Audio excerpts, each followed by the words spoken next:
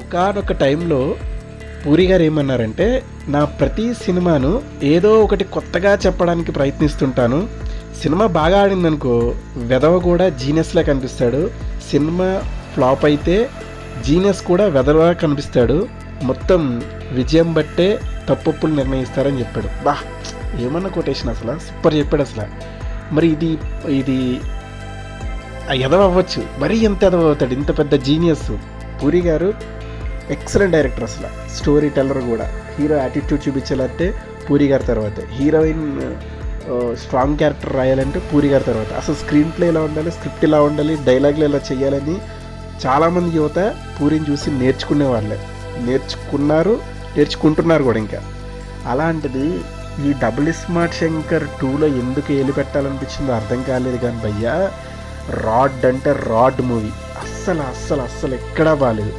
అన్నీ అలా అతికించుకుంటూ వెళ్ళిపోయిన ముక్కలే ఉంటాయి సినిమా అంతా. ఆ ఆలీ ఎందుకు వస్తాడో తెలియదు, ఆ వేషం ఏంటో తెలియదు. చిచ్చి ఎంత వరస్ట్ అంటే అంత వరస్ట్. అస్సలు బాగాలేదు భయ్ స్మార్ట్ శంకర్ అయితే.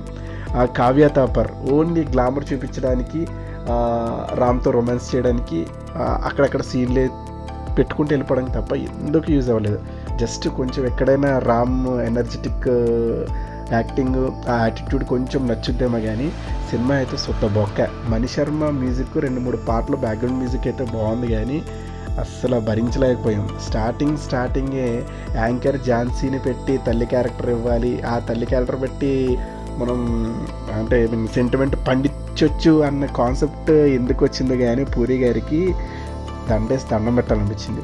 ఆ సంజయ్ దత్ గారి కంటే ఇంకెవ్వడ విలన్ దొరకట్లేదా ఏంటి, నిద్రపోతున్నా ఉంటాడు.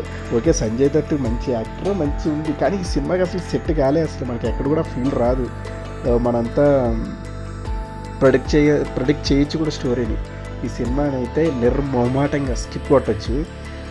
పాత పూరి మళ్ళీ రావాలి అని మనస్ఫూర్తిగా కోరుకుంటున్నాను. థ్యాంక్ యూ, నమస్తే, బాయ్.